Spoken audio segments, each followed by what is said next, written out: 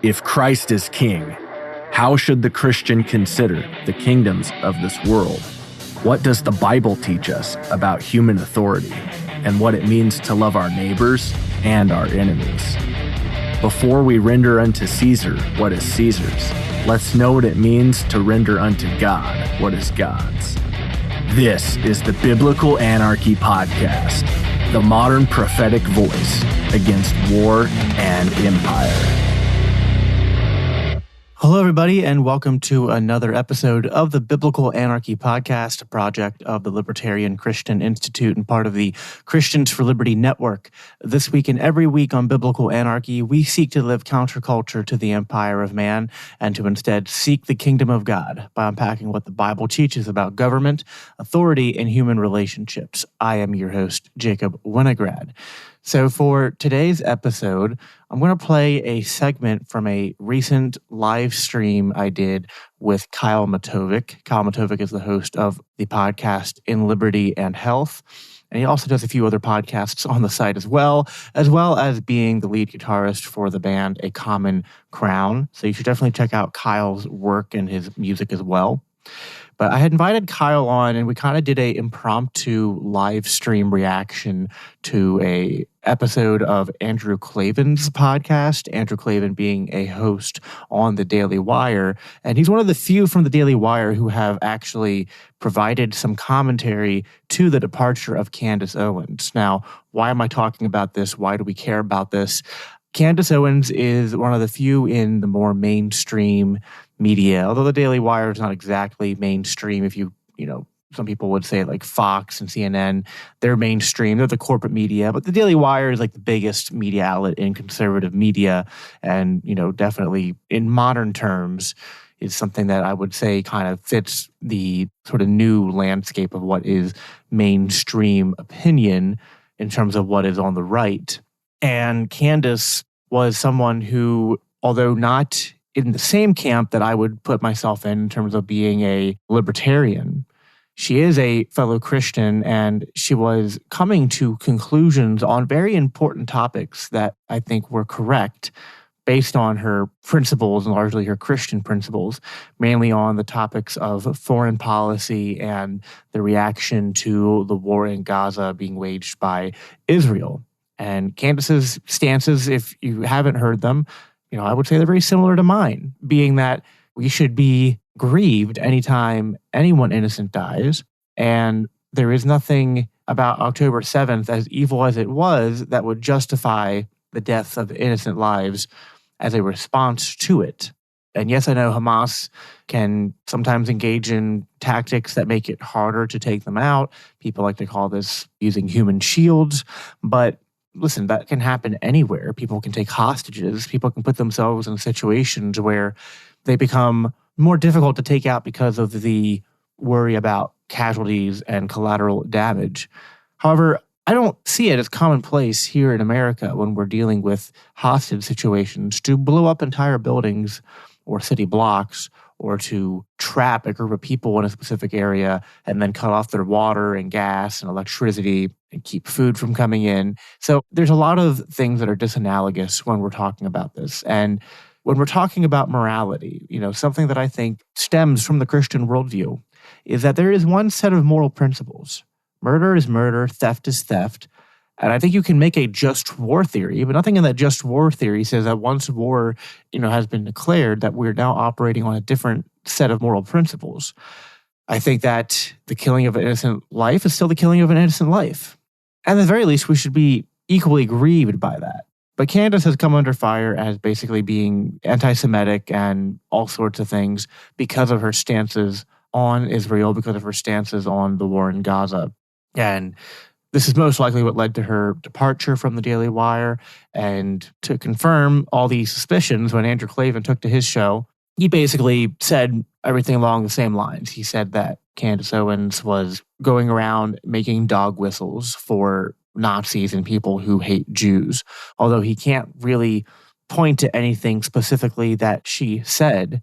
It's just a matter of, and I'm not making this up, there is one tweet she liked that they are all staking their claim on, even though the tweet in question, which I describe in this segment, I don't know if I'm going to play it in the segment that I clipped out, but in the whole conversation, which you should listen to, I had with Kyle, I talked about this, how Candace on her own show brought up how she liked that tweet, and she didn't even notice that, like, it was one of those things where someone says something that you agree with, and then on the tail end of the tweet, they included something that you didn't quite catch.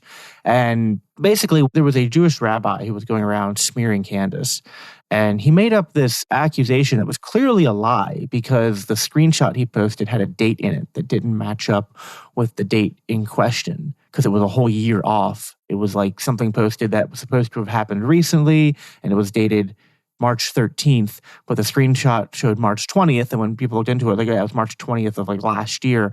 And so without getting into too much specifics, you can research it yourself. And Candace literally describes this on her episode. It was a clear lie. And she liked a tweet that was calling out the clear lie. And then notes at the end that like there was a zinger at the end, basically making a insult towards the Jewish person.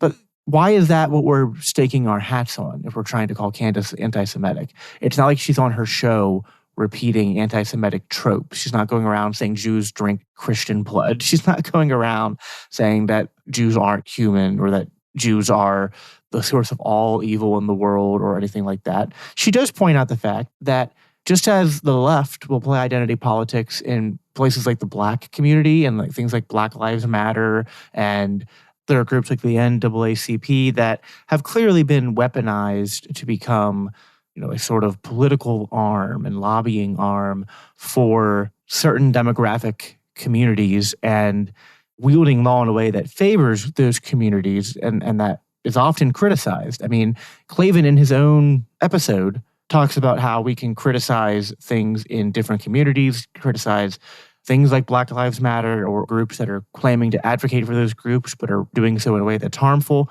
All Candace has pointed to, and this is true, and I would point to this as well, is that within the broader world of Judaism and Zionism and Israeli politics, and as that reaches out beyond even the state of Israel, there are some who are playing the game of identity politics, but doing so on the behalf of the Jewish people and doing so in a way that I do not think is in accordance with natural law, with libertarian principles, or with biblical principles.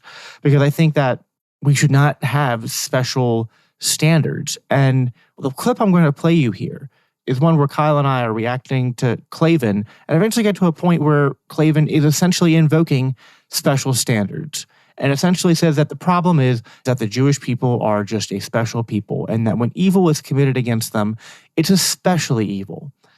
And the reason this is important is because the same question was presented to Candace Owens when she had Rabbi Barclay on her show, one of the critics of Candace. So she's honestly engaging with her critics. And when she had Barclay on, he was pressing her to say, it's not enough to say that what Hamas did is evil. Because what he was saying was that she was justifying Hamas because if she says it's evil and it's not a special evil, then she just doesn't understand anti-Semitism, because anti-Semitism is a hate that mutates, which is something that should make you question.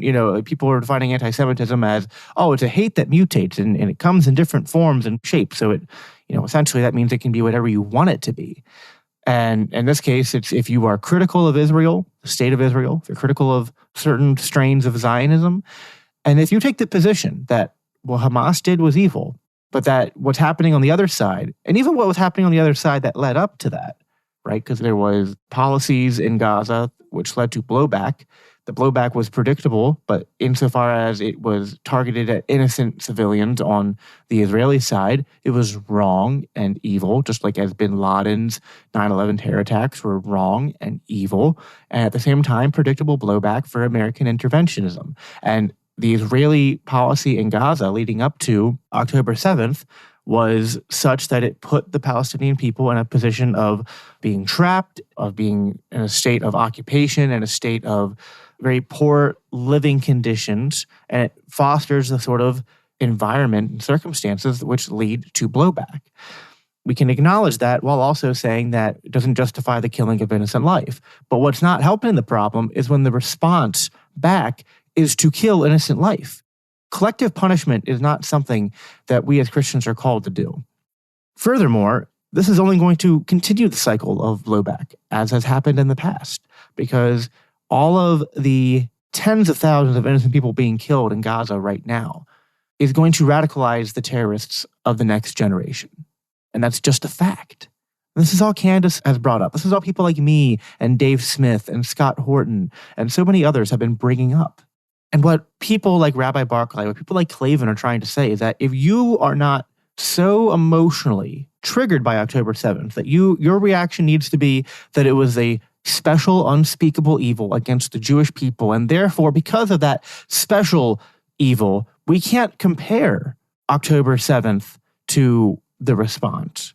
Because it doesn't matter how many Palestinian children died, it doesn't matter how many Palestinian civilians die, because anything is an acceptable cost to take out Hamas, because what Hamas did was this special brand of evil.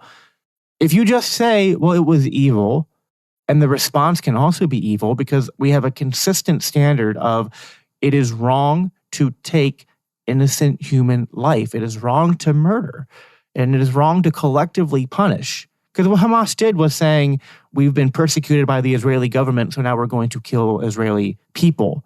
Well, that's wrong. Just like, listen, there are legitimate grievances where bin Laden said that American foreign policy led to the deaths of hundreds of thousands of Iraqi civilians and children in the 90s. That doesn't mean, therefore, that it's morally justified by any consistent moral standard that, oh, you killed our innocent people, so we can kill yours. But that is what statism does. That is what collectivism does. And we as Christians should be opposed to that. And Candace Owens, although I don't agree with her on everything, she was right on this issue. And she got taken out for it.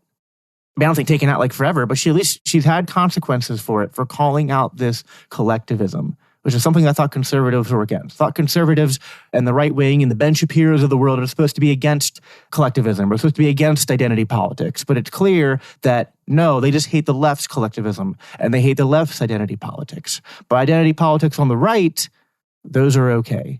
So listen to this segment, and if you like what you're hearing, you can go back and listen to the whole episode. But yeah, I think that there's a problem in Klavan's analysis, and I think that it's worthy of listening to, worthy of critique, and something that I am encouraged to call Christians to think through, reflect on, pray on, and ask yourself if you can read the Bible and come away believing that this is acceptable. One more thing I'll plug is that there are some who use Old Testament wars to justify things that are going on here, but I think that is a gross theological error. And there's an episode I did in the past with Gregory Baus on things like the conquest of Canaan and Old Testament wars, broadly speaking, and explaining why that is not an argument for justifying wars of aggression, wars of conquest, or the killing of innocent life today. So I will have that in the show notes. I also encourage you to listen to that episode if you haven't, because that is an argument that takes a little bit of time to unpack, and I can't do it here. Suffice to say that what was granted and warranted to Old Testament Israel in a specific covenant and a specific place and time was not a prescription of a universal moral standard, but was rather, we call it an eschatological intrusion. It was an exception almost to the natural moral law that stood only for as long as that old covenant stood.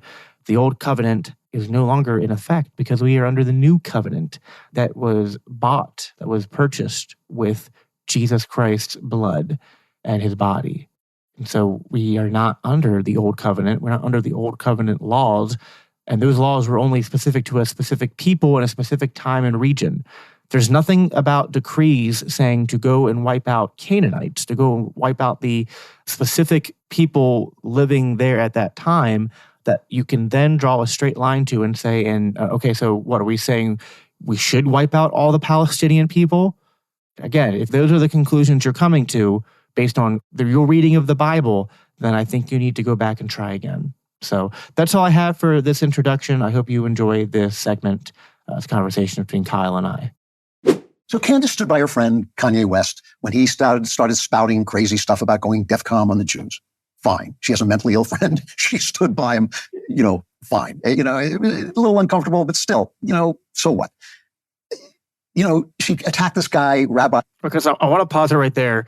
If I had more time, I would play this back to back with clips from Candace's most recent show. But I would just encourage people, if they remember that saga and have any questions about it, Candace did a really good breakdown of this on like her last episode on the Daily Wire, where she explains like, where she's like, listen, I'm not saying Kanye handled this the right way, but here's the context of what he was reacting towards. And there was this Jewish person who was texting him who was basically saying like, you and I are going to have a sit down and chat, and you're either going to come to, see things my way, or I'm going to have you institutionalized and you're never going to see your kids again.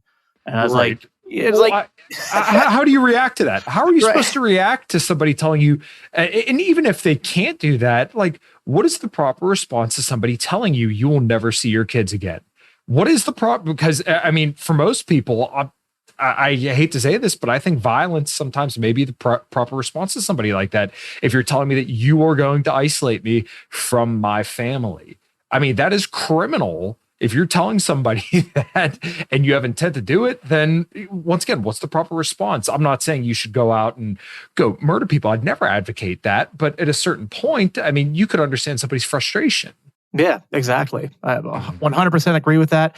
Doesn't mean that Kanye was right in everything he said. Doesn't mean that I'm not trying to endorse Kanye, and neither was Candace. But she was just like, her pitch was always, I think Kanye shapes culture, and shaping culture is important, and we should try to surround him with people with good ideas and get him on a good path, rather than ostracizing him and wasting his potential. Which I don't think she was wrong.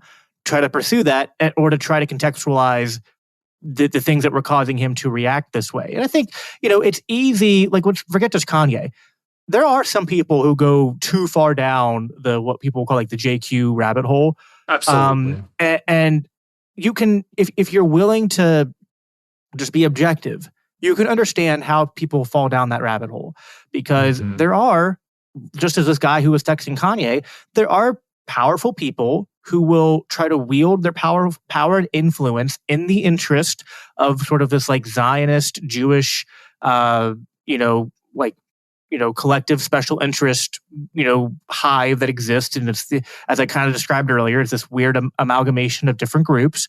And if you even like, as Candace has found out, if you sort of even just begin to poke that with a stick, they come after you, and they will come after you hard, and they will make threats of ruining your career, of separating you from your family, institutionalizing you. I mean, all sorts of stuff. And some people react to that, and they don't, as you and I have kind of explained, chalk that up to, well, this exists everywhere. There are, within groups, good and bad people, and kind of just taking that response. Some people kind of then go down the full, like, oh, wow, so, Jews run the world, and, all the, like anyone who's spent any time on the internet knows all the dark corners of the internet and all the Jewish conspiracy theories and things like that. It's like, I don't go there, but I understand how some people, when they see some of this stuff happening, and I think this is kind of what happened to Kanye. He felt, he didn't just see it, he experienced this, and then it pushed him into the hands of some other people who were going down those rabbit holes. And I think he kind of followed them there for a little bit. And Candace was just kind of like, wasn't willing to, like, she didn't want to just like turn on her friend and just start attacking him like anyone else. And this gets to, I've had this conversation with so many people, mostly because of like dealing with critics of mine within the libertarian sphere, like the Fakertarians and whatnot, where, some people respond to people who become overt racists or overt, like, alt-right types. And they're like, well, we need to just publicly shame them as Nazis and racists and like xenophobic or whatever, and like, ostracize them from society. I'm like, I've always said that's the wrong way to handle that. Like, that just gets them only talking to other people who think like them. They go further down these conspiracy holes and, end up possessed by these, it's like, they end up in like ideological capture because they've been shunned by everyone else. Whereas like, I prefer like the Daryl Davis approach, which is like, just talk with these people and acknowledge where they're right, show them where they have gone a little, it's like, listen, you were responding to collectivism. And now you're responding to that collectivism with more collectivism, and that's not the solution in either case. Right. Well, it's in people's nature to dig their heels in when they're attacked. Yes. So, like you said, the Daryl Davis path, let's have a conversation and let's, understand where they're coming from and try to build a dialogue and maybe see if I can pull them back from, the edge of unreasonable insanity or, bring them back to sanity and kind of see things through a little bit more of a nuanced perspective. Because if you're only talking to people who think like you and you're in a very, very dark place of, collectivism and, this one particular group, and this doesn't have to be just about Jews, it could be anybody. This particular group is responsible for all the world ill or, all the worldly ills and all the problems that I'm facing. Once again, you shouldn't want to push that person further into that corner. You should want to bring them out. You should want to be, maybe a light at the end of the tunnel saying like, I understand why you're frustrated, but let's kind of pull you back into the real world where we can get you living in a way that's a little bit more conductive to having like a good and healthy life where you can socialize and not think that everybody of a certain group or just everybody in general is out to get you. Like that's like schizophrenia and paranoia. That's not healthy. And this doesn't just exist on the right. Like I would say what you see with Black Lives Matter, what you see with the most extreme anti-white hatred and rhetoric on the left. The Transformer stuff too. Yeah, is really just the same thing in reverse from the other side. But that's more socially acceptable for some reason. Like, I don't know why. It's just in our culture. It's like, oh, if you think whites run the world and if you think whites are sort of the root of all evil and all problem, it's all just white Western colonialism. It's the boogeyman that answers everything, every inequality, every injustice is caused by white Christians and white colonialism and white men. That's fine. Like, that's not I'm not trying to say that the Jewish stuff or the anti or like the racist stuff on the right is right or correct. I just find it funny that stuff is considered evil while the stuff on the left is just, even by like people in the middle or like on the center left or center right will go, well, they're just wrong and misguided. Right. Like, well, wait, what? Why? Like, either they're both evil or they're both just wrong and misguided or some combination. Like, what's the special pleading here that says one is, so this is actually, I'll play more of Klavan here because Klavan is going to do the same thing. He's going to say that when it comes to the Jews, it is literally just a special kind of evil. So let's let don't take my word for it. We'll hear it out of the horse's mouth. Rabbi Shmuley. I will tell you, with all honesty, I don't even know who Rabbi Shmuley is. I have no idea. I didn't look him up. I haven't seen anything from him.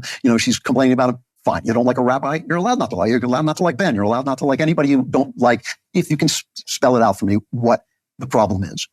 But when you start saying things like some of those books Hitler burned were so bad, I was shocked. This is something Candace actually said. I was surprised to learn that the books Hitler was burning or the Nazis were burning, they weren't good books. They were bad books. They were socialist books. So, is that wrong?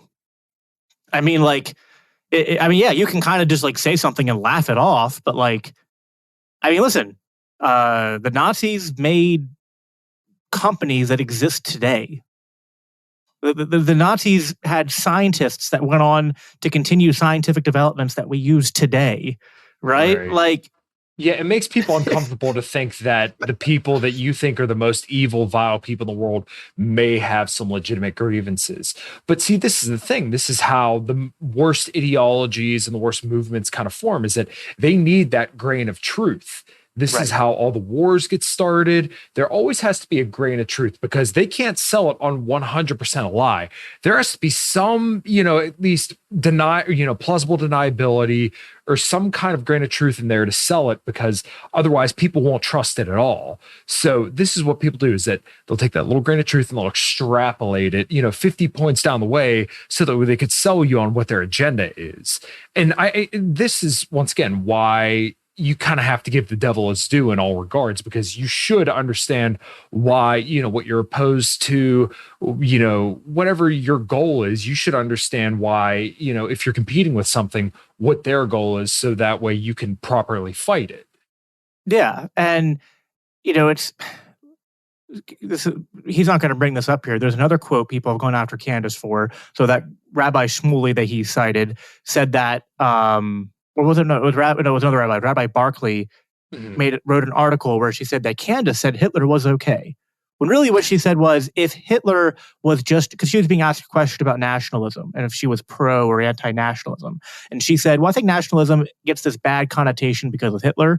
And she's like, listen, like, you know, in terms of like, if I'm going to be a globalist or a nationalist, I'd rather be a nationalist. And if Hitler was just trying to be a nationalist and trying to make Germany great again and like build walls to protect themselves and focus on their infrastructure and making their people wealthier and happier, then no one would have had an issue with him. It's when he decided to expand and attack others and slaughter a bunch of innocent people is where, you know, that's the evil part. And so the nationalism wasn't the evil part. It was the expansionist, evil, you know, murdering machine. And we need to separate those two, which I think is 100% correct. Like, I guess nationalism can lead towards collectivism, which can cause you to other groups and justify killing them. But it's not like self-evident that nationalism 100% lends itself towards that, or at the very least that if you're doing a trade-off comparison of nationalism versus globalism, that, you know, someone can't come away going, yeah, nationalism's a better trend than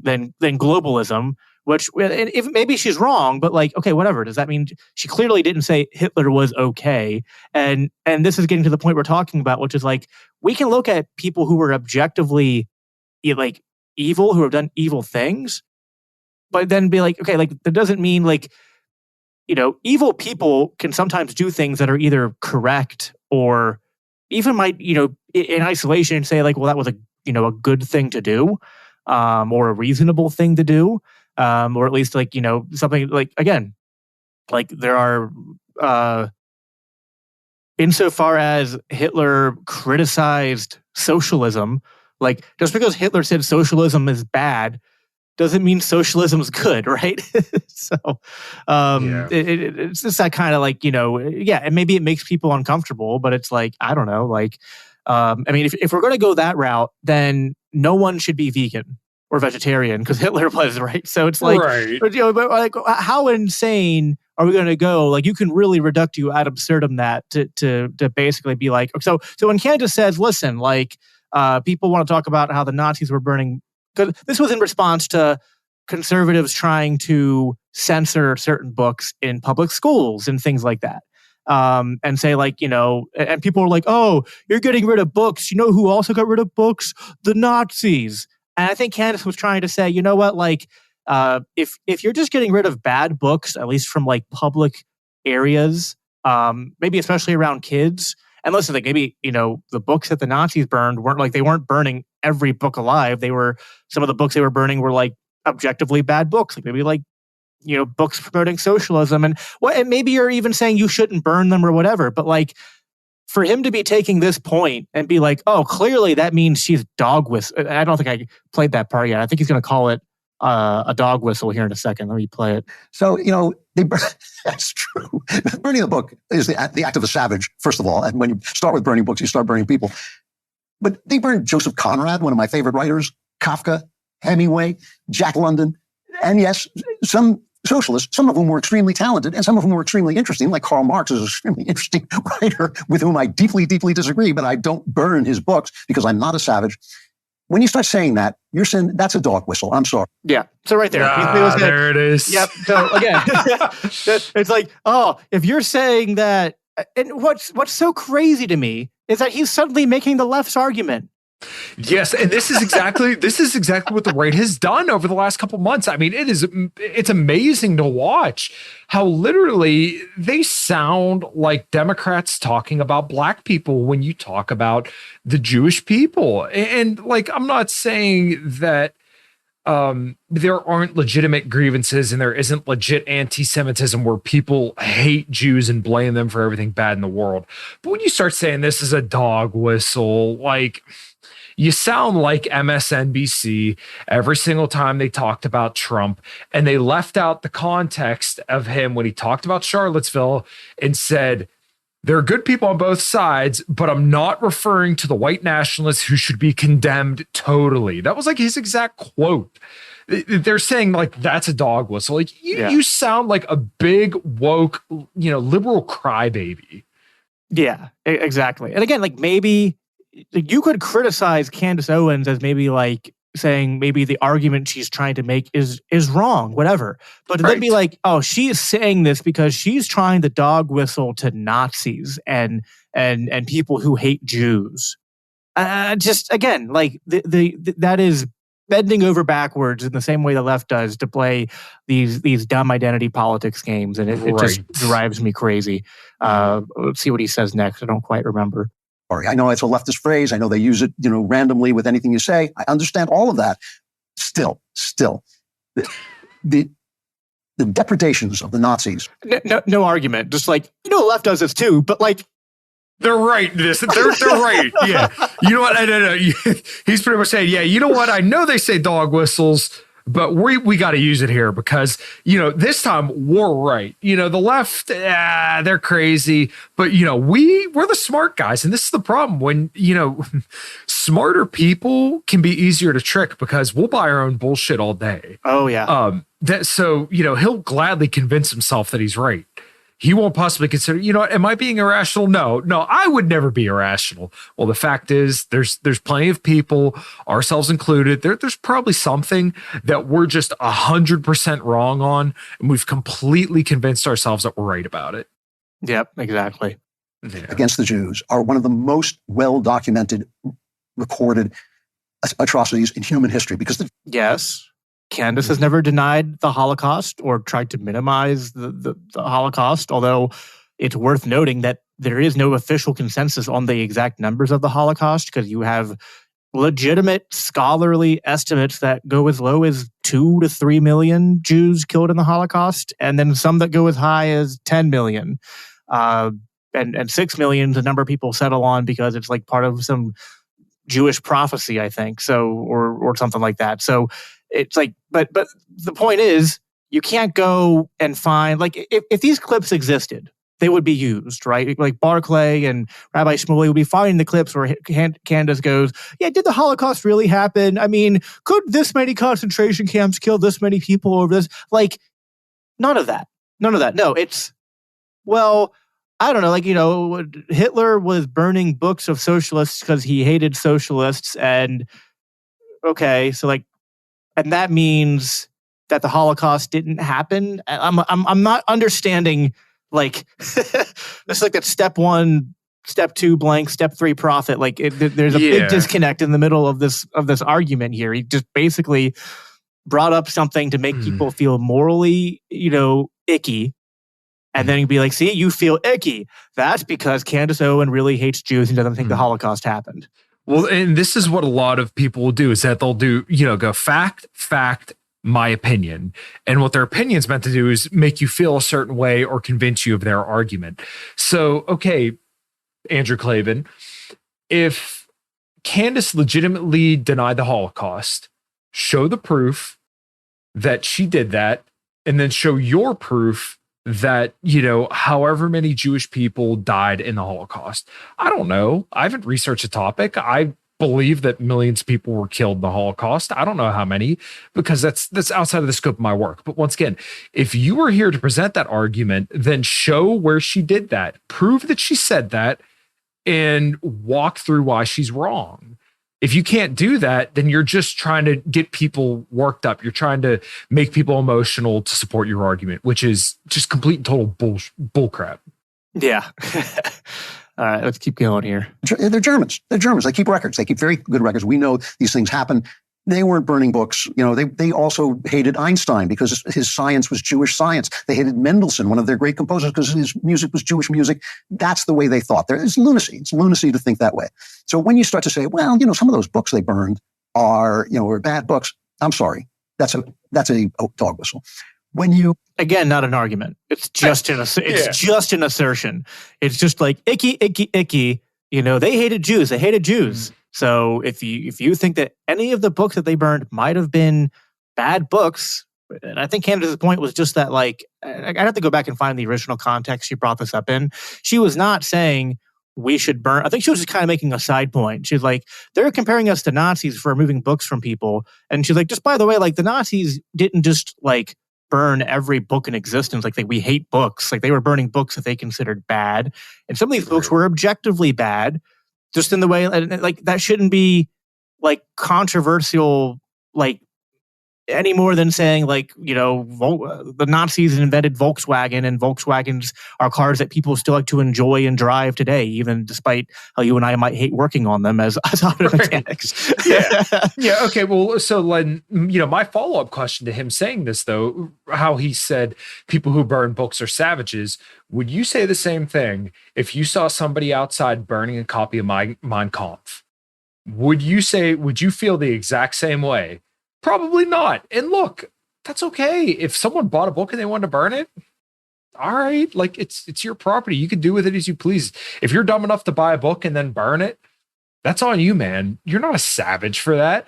And then once again, if she said that like these were bad books, why is she wrong? If they weren't bad books, okay, once again, make your argument. Why weren't they bad books? If she's just saying, they burned bad books, some of the stuff, the reason why Hitler was able to rise to power is because of some of the degeneracy and the rampant inflation back in the day. Now, obviously his solutions were beyond the pale, but like somebody like that doesn't get into power just because, one day for no reason, right? Like there were things that led up to this that people felt disenfranchised and felt that they needed somebody to come back and take, authority. Like I said, it wasn't just, one day for no reason at all. Yeah, exactly. Retweet a post saying a Jew is drunk on Christian blood, which goes back, as I'm sure you know, to blood libel. All right. Again, if I had more time, I'd go and like I do want to show my work, but at the same time, Candace already showed her own work here, so I'll just cite people to go watch her last episode of the Daily Wire where she tackles this head on. All right, well, that concludes today's episode. Again, if you liked what you heard there, I'll have links for you to listen to the entire original live stream, either on YouTube or to listen to the entire live stream in an audio version on the LCI Greenroom feed, which you should subscribe to if you haven't already. Thanks, everybody, for listening, and we will talk to you again next week. Live for Christ. The Biblical Anarchy Podcast is a part of the Christians for Liberty Network, a project of the Libertarian Christian Institute. If you love this podcast, it helps us reach more with a message of freedom when you rate and review us on your favorite podcast apps and share with others. If you want to support the production of the Biblical Anarchy Podcast, please consider donating to the Libertarian Christian Institute at biblicalanarchypodcast.com, where you can also sign up to receive special announcements and resources related to biblical anarchy. Thanks for tuning in.